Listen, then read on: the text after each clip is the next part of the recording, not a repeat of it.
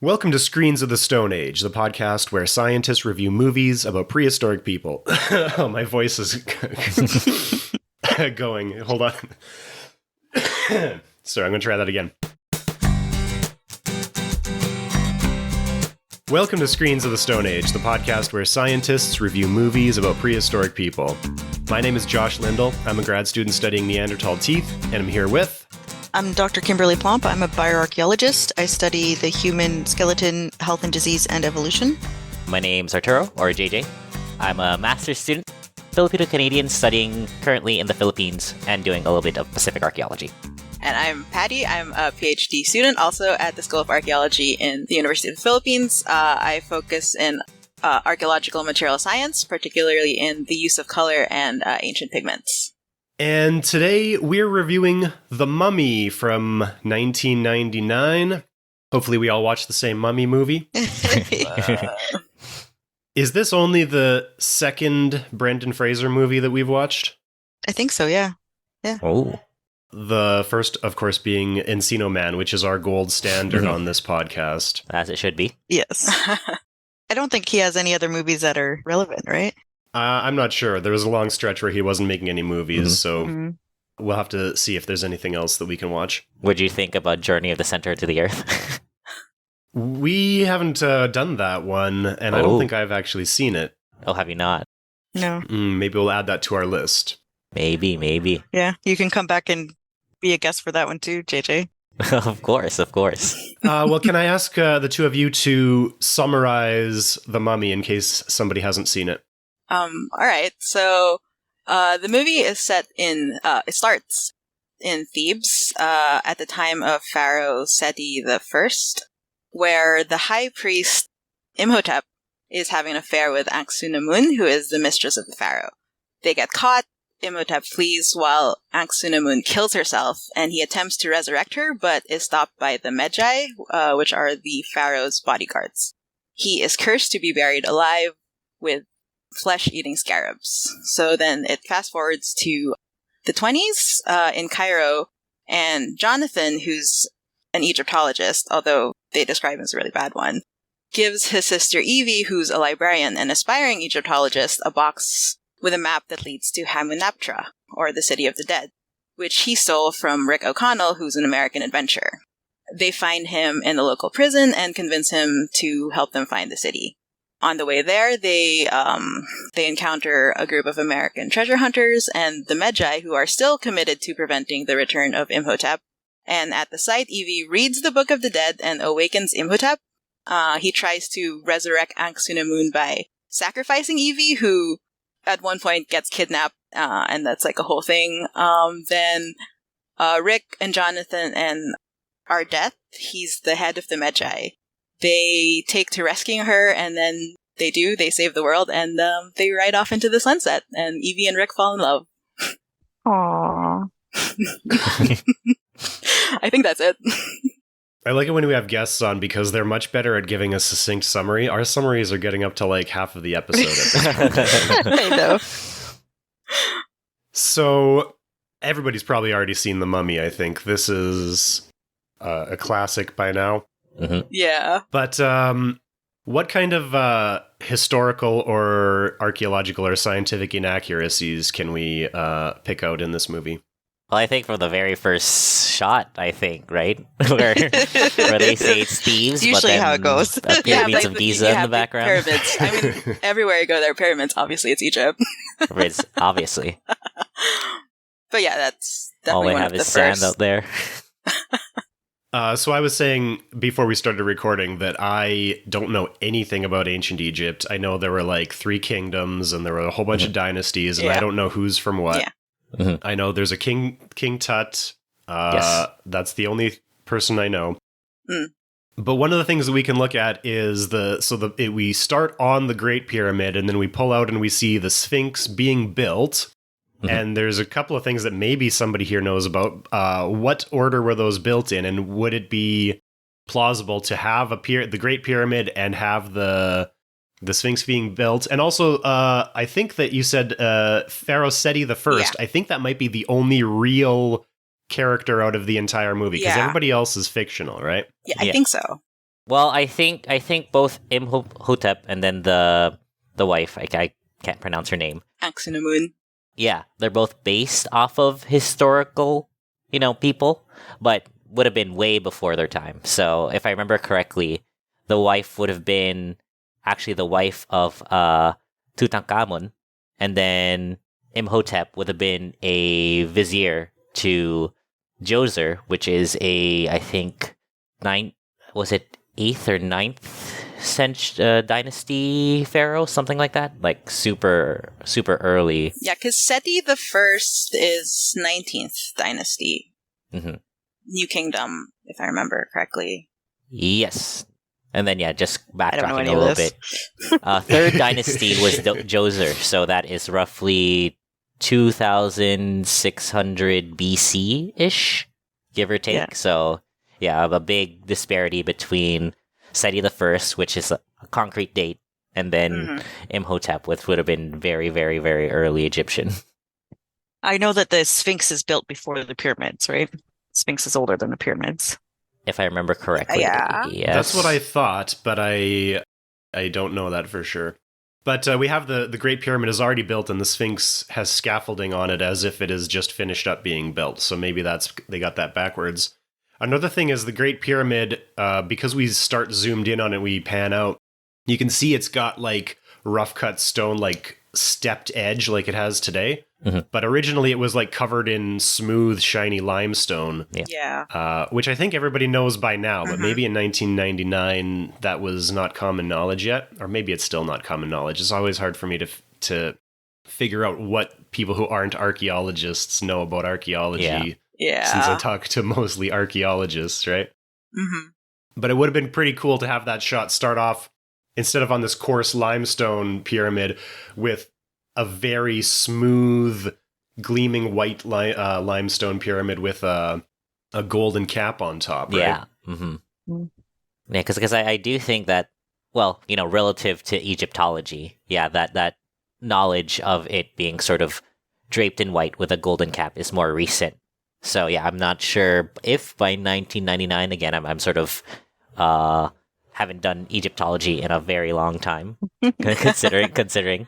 But I think that that's a very interesting sort of historical place of understanding what Egyptology was at the time. Like early or late 1990s. I really sort of, when I was looking through these movies, looking at the reviews of this movie and stuff like that, all the things people are writing online, I like the sort of way that they sort of envision this movie as more of an adventure film. Mm-hmm. Yeah. And then how it's sort of structured in that way, and that structure is very, I guess, apropos, sort of equivalent to, of course, the one of the hallmarks of archaeologist films, Indiana Jones. Yeah. Mm-hmm. And I think it very much fits that, and it's sort of a good sort of starting point for people that don't know too much about Egyptology and stuff like that. And I know for most of us that do end up going in archaeology, films like these are like one of the first interactions that we have with the discipline, and I find that really cool. Yeah, definitely. I like too how it doesn't take itself too seriously, so it kind of knows it's a goofy movie. Yeah. And there's goofy scenes, right? That's like the true. skeleton or the mummy when it loses its head and it kind of juggles it for a second before dropping it. Yeah. We just reviewed Raiders of the Lost Ark recently, and I said in that one that I had never actually seen any of the Indiana Jones as a kid. I only saw them later as an adult, so they were not formative at all in me becoming an archaeologist. But this one, in 1999, I was 14, so this is definitely more of an influential movie for me. And I think that this, to me, is a much more classic archaeology movie than any of the Indiana Jones series. Don't listen to him. This is anybody listening, just disregard this. If I had editing control, that would have been clipped out. There's also so much more archaeology in this movie than in all of Indiana Jones combined, right?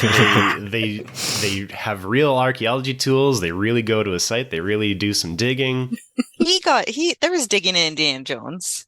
I mean, Yeah, he didn't do it. He stood and watched it. do it. Yes, but that's very accurate for the time, though. Very accurate for the time. And I think especially the way that the archaeology was handled in this film as well was very accurate for the time, considering that it would have been early 30s. And then the influx of the British, the French, the Americans. I think there would have been a little bit of Germans as well around that time, but I'm not super sure where the Germans were apropos for especially considering that it's a fake site. I don't know if the Germans would have been there, but I like that sort of little tidbit that if you knew about archaeology at the time, that's what was happening. Yeah. Yeah.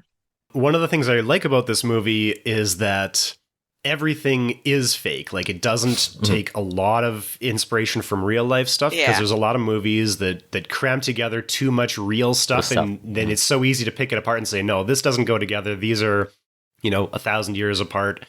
And that takes me right out of it. But because every character is fictional, it's like, well, a fictional character can be whatever you want. So I think that was a good decision. I was like watching the movie and writing everything down and trying to look them up, and I'm like, oh no, it's fake, it's fake, it's fake. So it's a good fictional movie in that it won't let me criticize it too harshly on that basis. And it kind of leans into the whole stereotypical Egyptian curses and mummies and all of that stuff. It doesn't try too hard to be a serious thing. It just it leans into what everybody wants to see, really, right? Yeah. Yeah, it's just fun. I think that's just their goal. Yeah. Yeah, especially with sort of the incorporation of the early, early 2000 CGI. Yeah. It almost felt like a Disney ride going through it, with it felt so sort of blast from the past, and seeing, sort of it almost felt like animatronics, and then in the Disney ride, just sort of going through the motions. I'm like, whoa, this feels very, very, very, again, you guys have said it before, but a very fun movie to watch. Mm-hmm. Yeah, definitely. And then it also looks like a video game too when they're shooting all the mummies. Yeah. Do you know the Corridor Crew channel on YouTube? They do visual effects stuff. Yes. Yeah, I've seen their stuff. They did an episode on this show, on this movie, with the art director, the visual art director for it. And he breaks down some of these scenes and some of the choices behind them. And so the first intro scene that we were talking about was a pretty big shot where they transition from a wide scene of, the Great Pyramid and the Sphinx to a close-up with some actors. And actually, you might think that scene was all 3D, but it was actually mostly miniatures, and then splicing that into a close-up shot. But while they're talking about that, they sort of almost jokingly asked him if everything was historically accurate. And he said, basically, no, if an Egyptologist was watching this scene, they'd probably be picking out every little thing. So it's interesting that they didn't try to go for historical accuracy in any way. They're just making an adventure movie that's just visually interesting and fun. I think when we review movies, we find that the ones that go off the rails the most are the ones that are trying too hard to be accurate or sound accurate. Yeah, this usually gets silly. Yeah, because there's definitely a fine line of taking itself serious enough, but not too serious to make it enjoyable. Because especially for people like us that do this for a living, study the history, the archaeology, all the science behind everything. If you take it too seriously, then you have the added effect of, oh no, wait, this is inaccurate, this is wrong. That doesn't hold to our academic standards. But if it's leans more towards the fun side, then you could have that suspension of disbelief, especially for us, which is very fun. Yeah, definitely. One thing I did notice with this film, though, and this is not something that I even knew about or paid attention to before doing this podcast, but is the Bechdel test, right? This one does not only not pass it, but I think there's only 2 females throughout the entire movie. I think even the background characters, it's all men. Yeah. Everybody is a man except for the 2 women. Yeah, with the exception of that's Evie. So it's they don't exist in the world. Yeah, it was nuts. There's only 2 women, but they're not even alive at the same time. For more than about 30 seconds. Yes. So bad. Yeah, and I remember reading somewhere in an article, I'll send the link eventually, where, even, so not only do they fail on Bechdel tests, so female representation, but even the actors, none of them are sort of apropos of, Middle Eastern or Egyptian. They're no. They're Venezuelan, from Southern Africa. And I'm that a little weird considering that everything's based in Egypt, but you know, I'll it's a movie of its time for sure. Which actors are Venezuelan? Because I thought they were doing a pretty good job because they don't have any actors that are Egyptian, but they're all kind of Middle Eastern. Like the Medjay guy, I think, is Israeli. There was what's the guy's name? Eric Avari. I think he was a doctor. He was the museum doctor. I think he's from Pakistan. I thought they did a better job in that regard than Indiana Jones, which is pretty terrible for representation. Yeah, I want to say it's the it's the priestess. Sorry, the mistress. Oh, the only other woman. Yes, she's the other woman. Yes, she's Venezuelan, I think. I see. That makes sense. Yeah. What I first noticed with this film, though, too, is like, and it makes me shudder because I lived through this. I didn't do it because I'm too lazy, but the eyebrow fashion in the 90s with that just a thin line. Ugh, it killed me. I couldn't stop staring at her eyebrows. We had such bad eyebrow fashion. And then people used to also like just pluck them all out and then just draw a line and like a short little line. That was a big fashion for a while, too. So bad. It's better than that fashion of like 5 years ago where they were super thick and painted on. That was much worse. Yeah, I know. I don't know. I think they're both equally bad. Speaking of makeup, I remember reading somewhere, I think that the makeup of the mistress is wrong because in Egypt, the paint would have been like dark towards like redder lips. And like, I think she had like a frosted 90s lip, if I remember correctly. Yeah. I don't know if they would have had gold paint back then either. Like what would have, like, unless it was actual real gold, which would be quite dangerous to wear on your skin, I think. Although they weren't yet. Yeah, like mercury and lead is often tends to be a lot of their makeup at the time, so I don't think that they would have necessarily thought as gold as too off-brand. But yeah, I was thinking as well. I don't know if I found anything while I was looking up online. Like, yeah, would they have a lot of like body paint?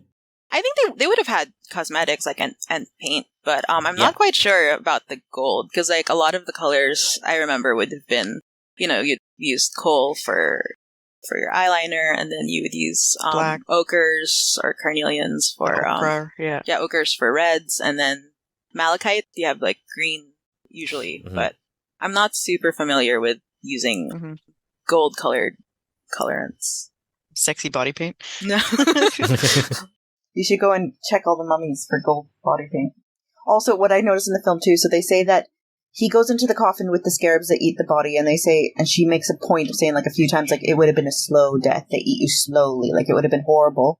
So when they put him in the coffin with the scarabs, and the scarabs are supposed to eat him, right? As she says when she's describing what happened to him, she makes a note, like a few times she emphasizes that it would have been a slow death. They would have eaten him slowly, like to build up the torture, right? But then when the scarabs are free and they eat that guy and kill him in like 5 seconds. Yeah. Well, maybe they're hungry. It would have felt like a slow paint death to him, right? Like I'm sure, like no matter how much time you're being eaten by scarabs, it feels like forever.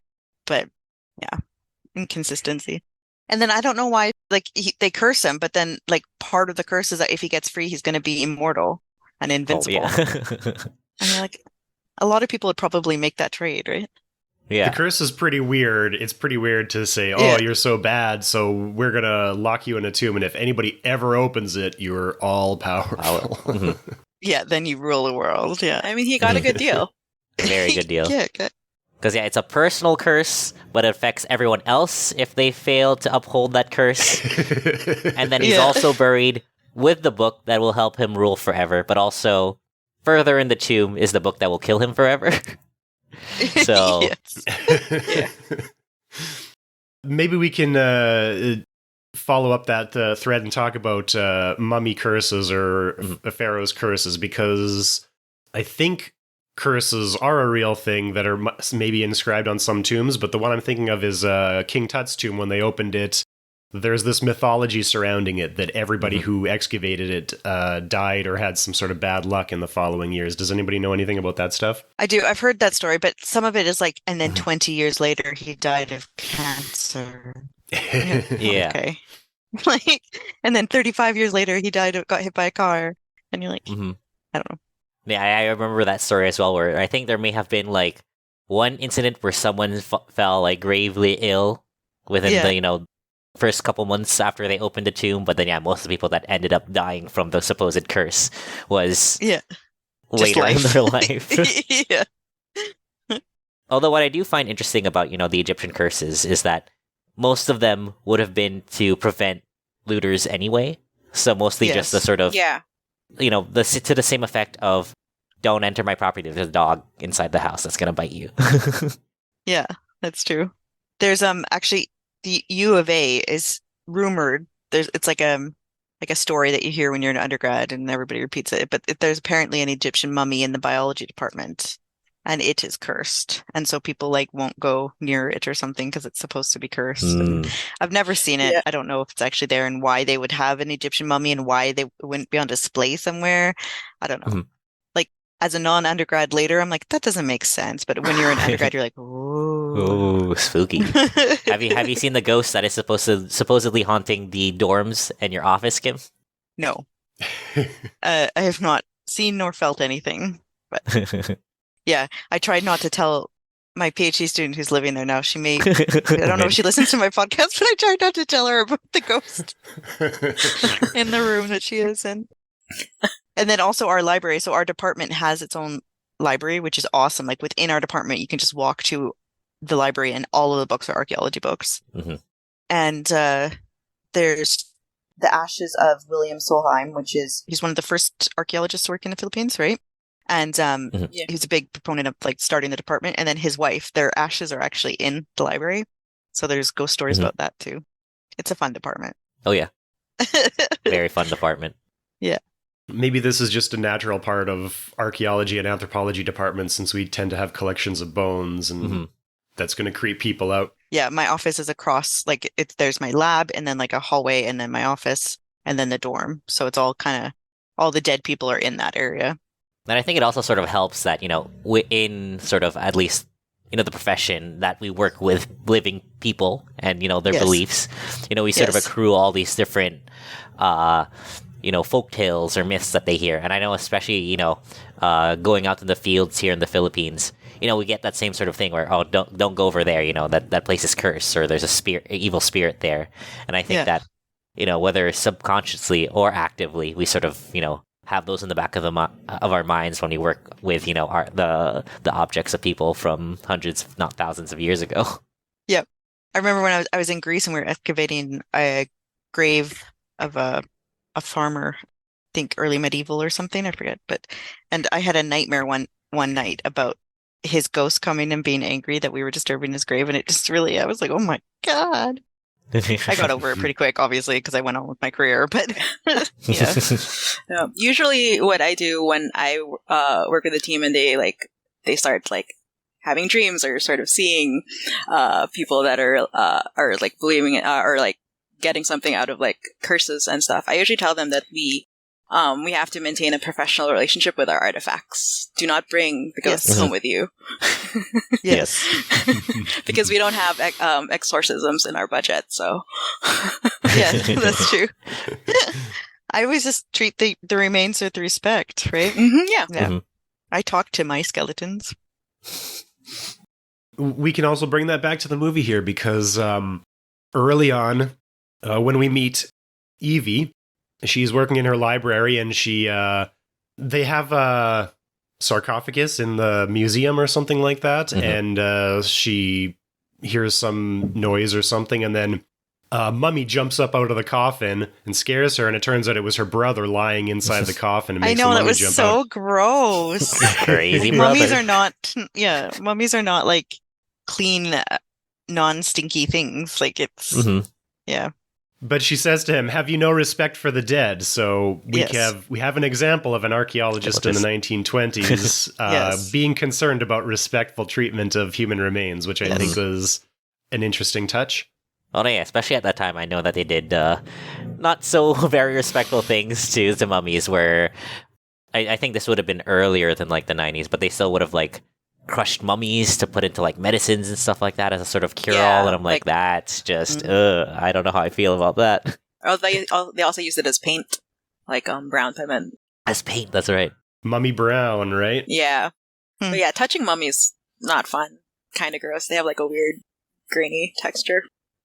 And they smell. Yeah, they do. Yeah, I have the utmost respect for all of you that deal with human remains. Not that I'm completely averse to it, but I'm like, I'll just deal with my ceramics over here. You guys would do the bones over there.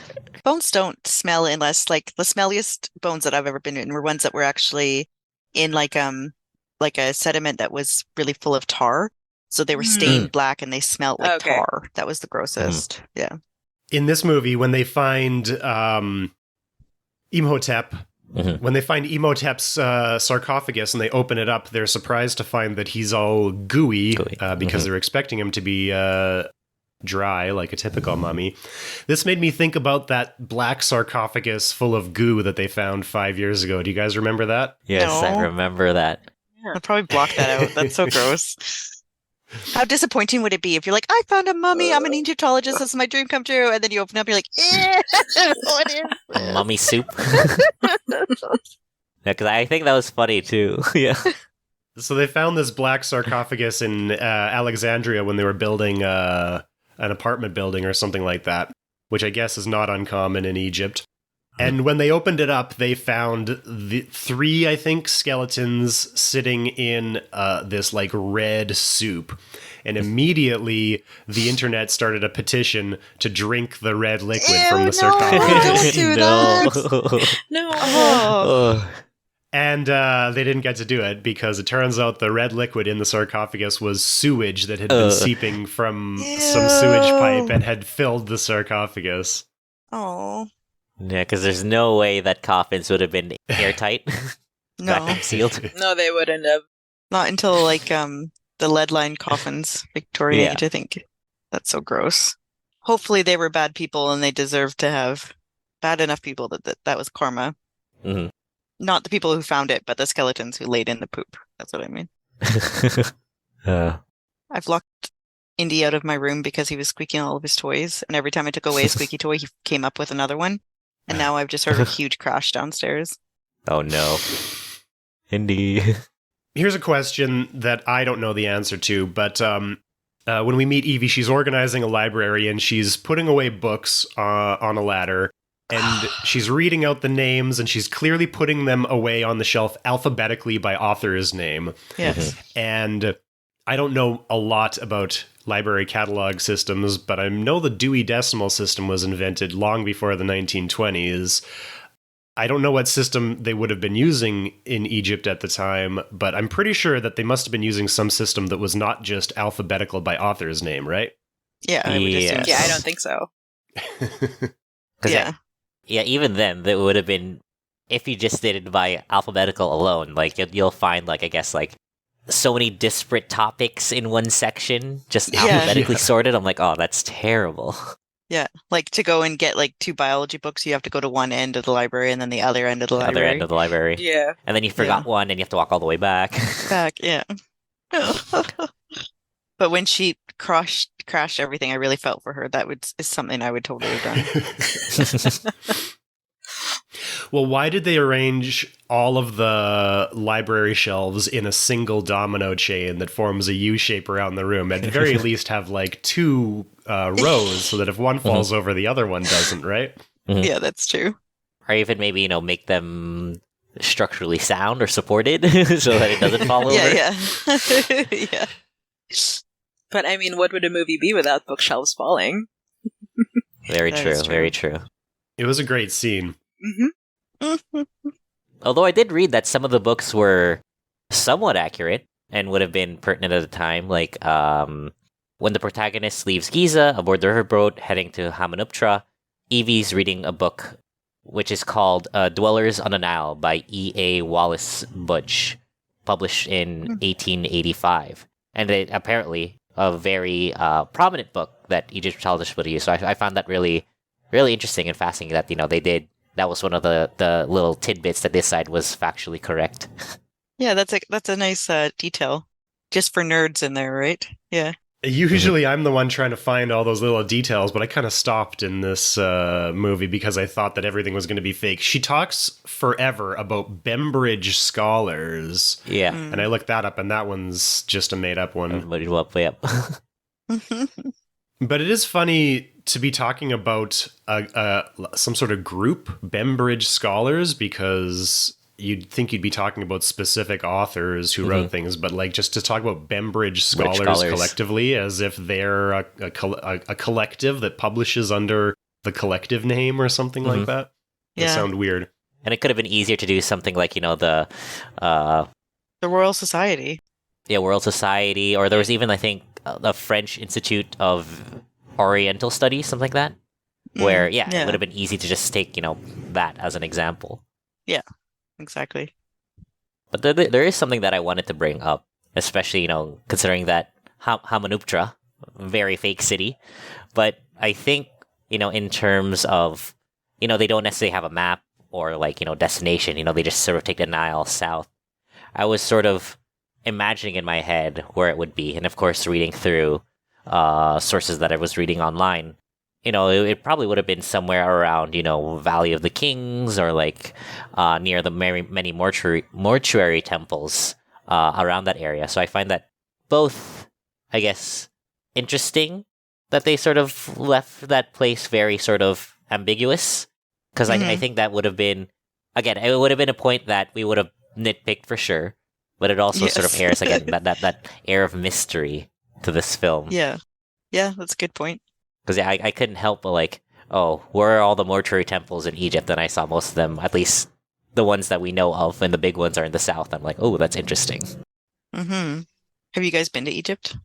Oh, I have not. I haven't. I'm very jealous for people that have.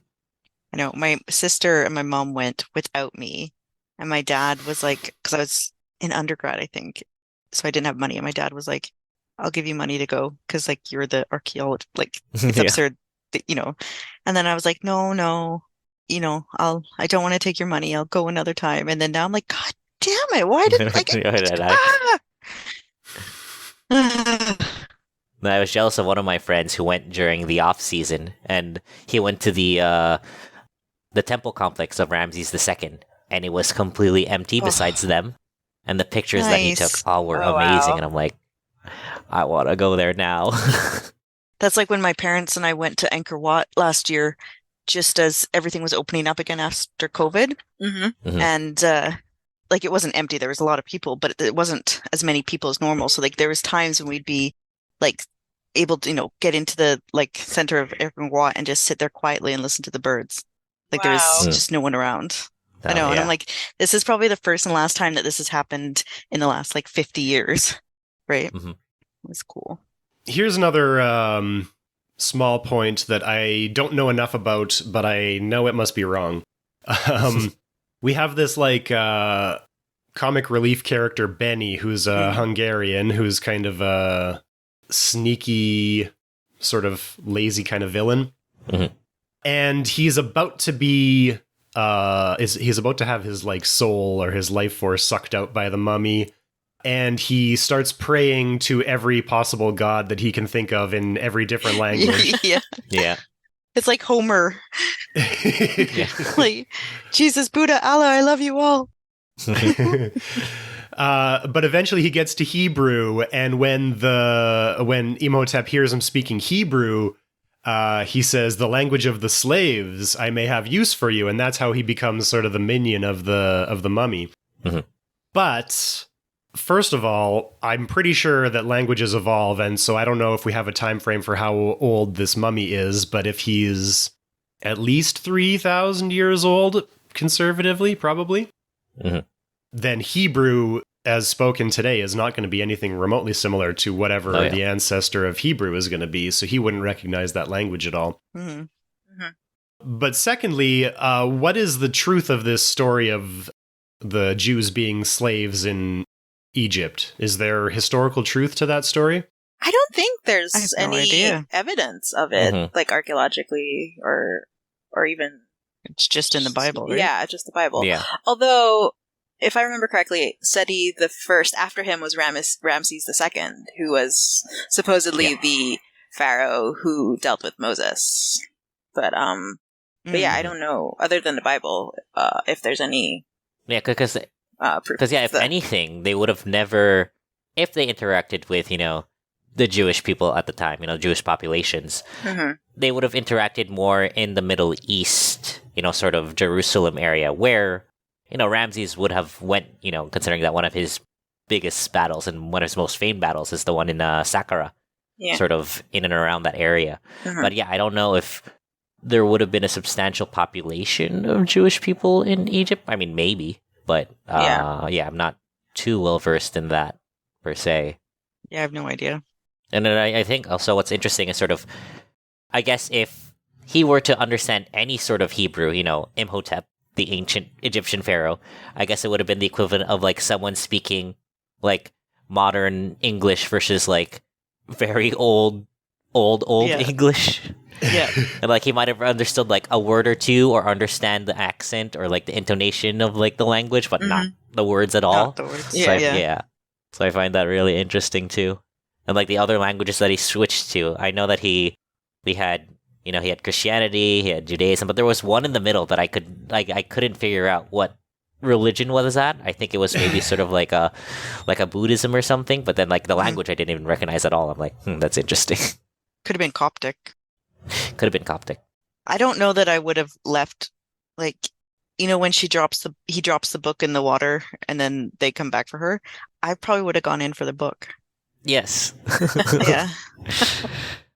Oh, and then that reminds me, there was this one scene early on when the brother-sister duo bring the map to what's his name, the guy. Oh, and they light it on fire. They light it on fire. Oh, that hurt my heart.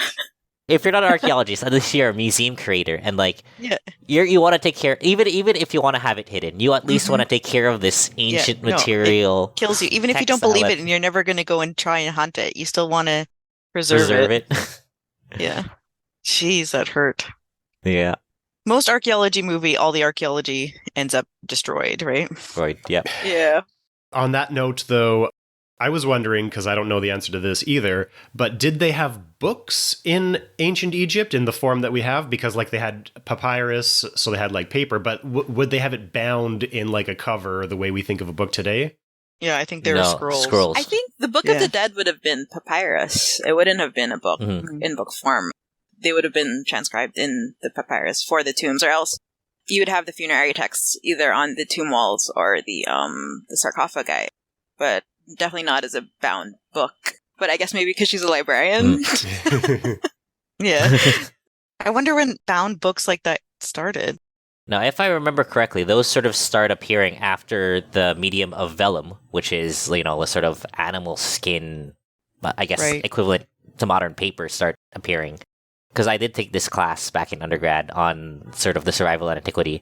Well, yeah, where papyri scrolls tend to be a little bit more brittle, a little bit more degradable, at least vellum, with it being a little bit more treated and not made of...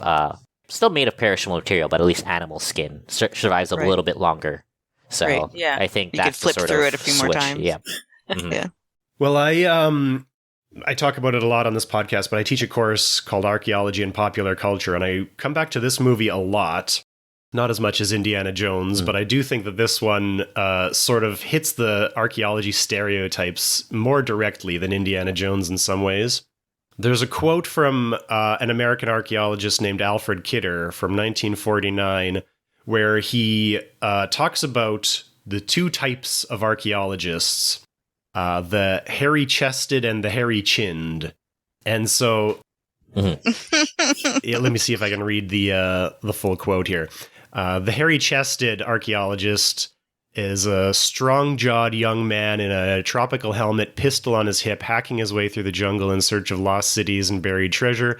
His boots, always highly polished, reach to his knees, presumably for protection against black mambas and other sorts of deadly serpents.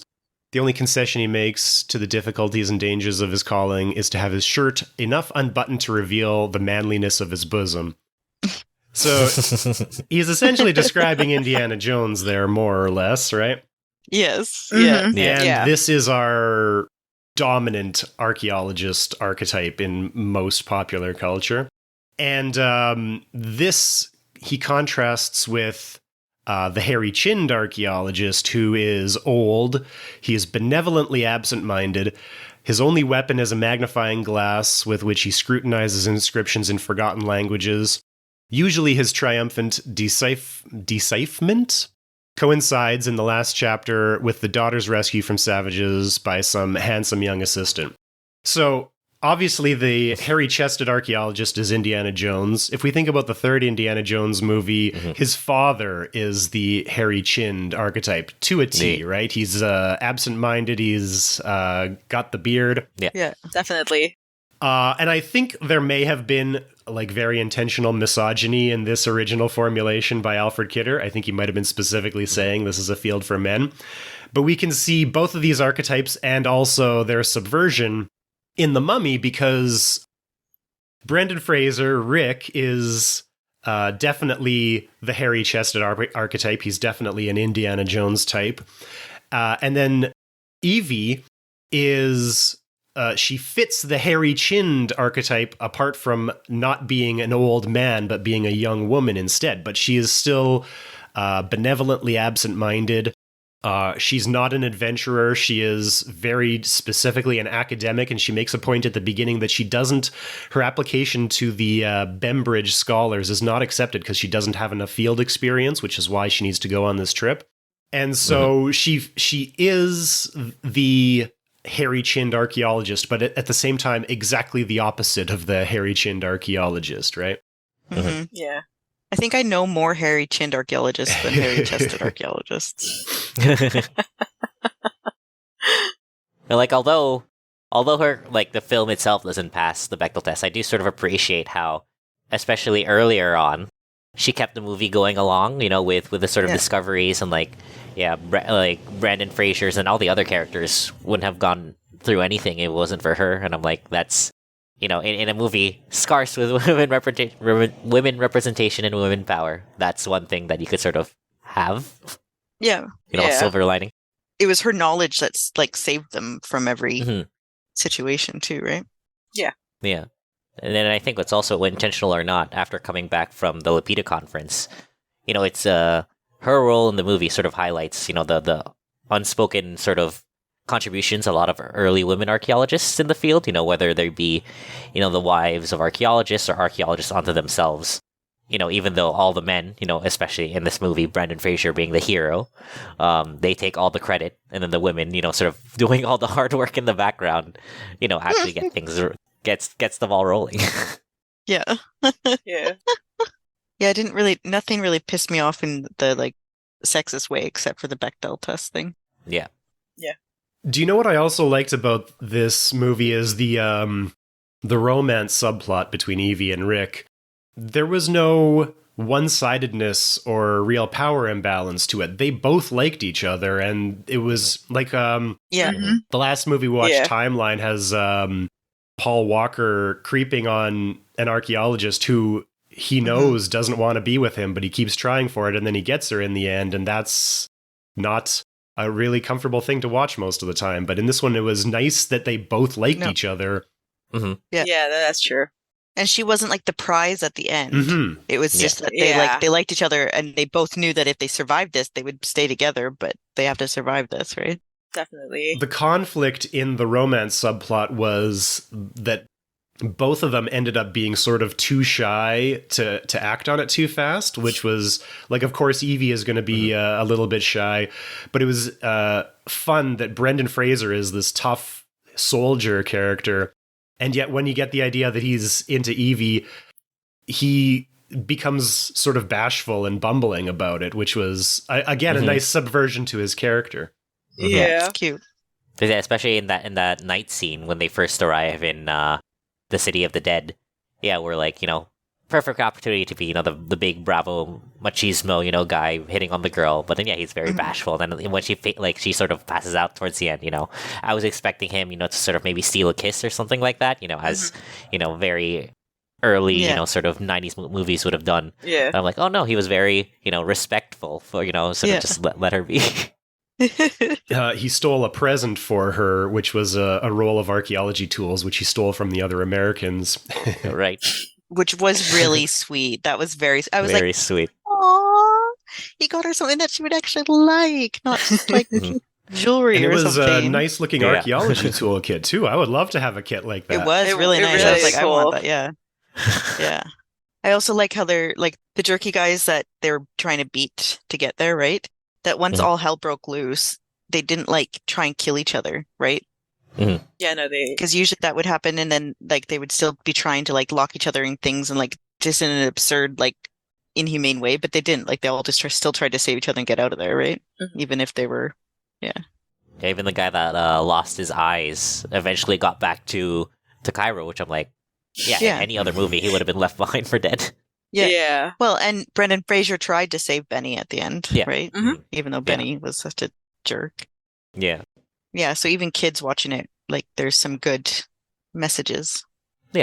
I was a little surprised looking up reviews for this movie because it seems like it didn't get like great reviews when it came out, and right now it has 7.1 out of 10 on IMDb, which is better than most of the movies we review. But it's not an amazing number. Because to me, this is one of the, I said at the beginning, this is a classic archaeology movie, and I have very little bad to say about it. I think it's kind of a cult following, right? Mhm. Yeah, a cult classic for sure. Yeah, definitely. I think sometimes when things like get like that, then there's people who refuse to like it just because it's popular, if that makes sense.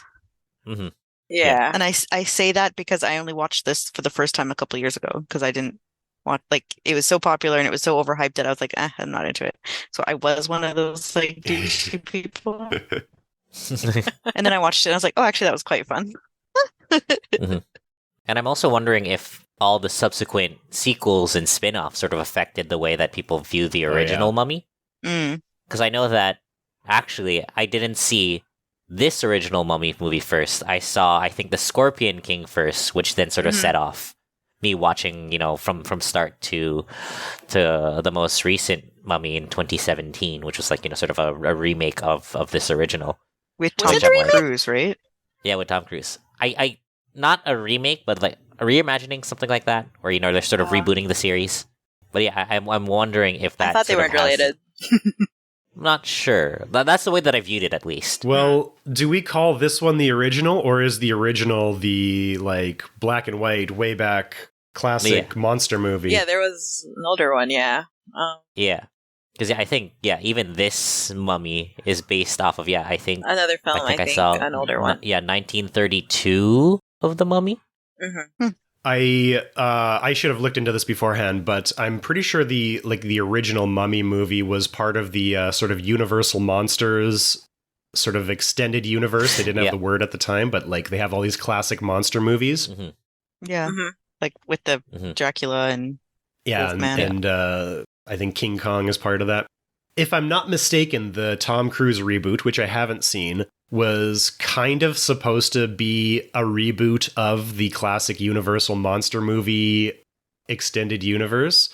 They're like, oh, we're going to do a Dracula, we're going to do another King Kong. I guess they did another King Kong.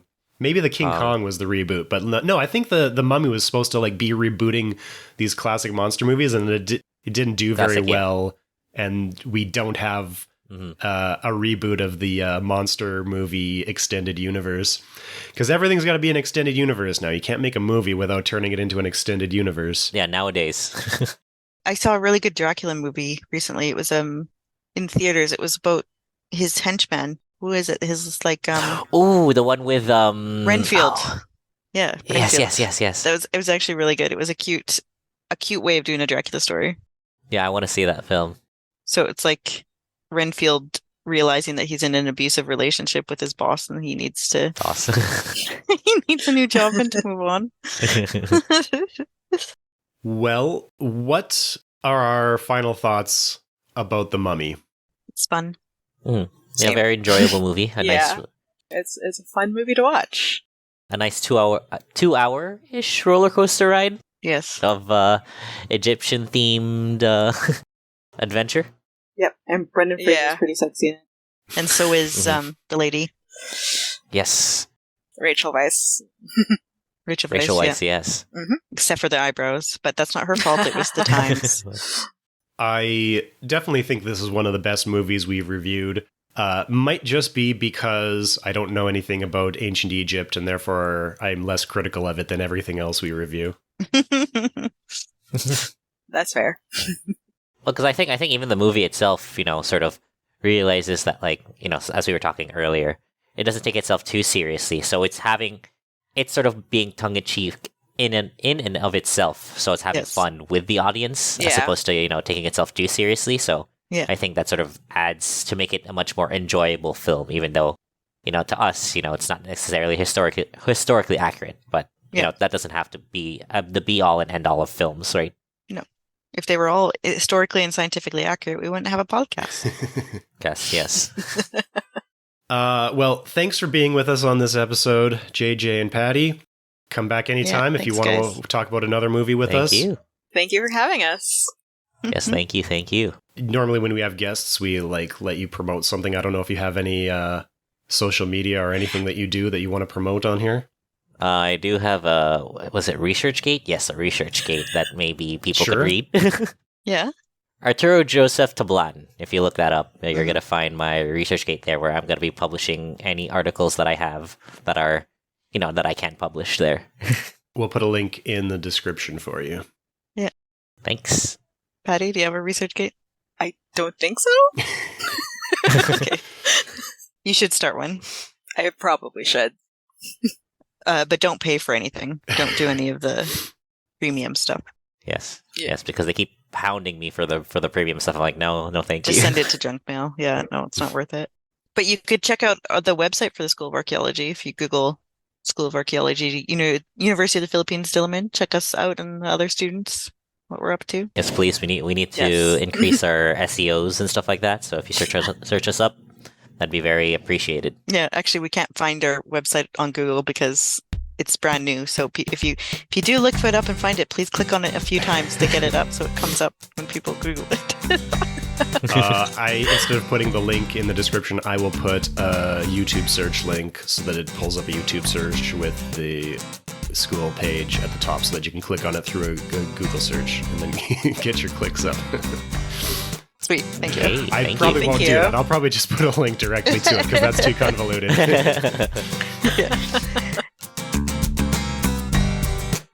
If you've been enjoying Screens of the Stone Age, get in touch with us. Follow us on Twitter at SOTSA_podcast and on Facebook at SOTSA podcast, or send us an email to screensofthestoneage@gmail.com. Screens of the Stone Age is supported by the Paleoanthropological Society of Canada. Find out more at pasc-scpa.ca.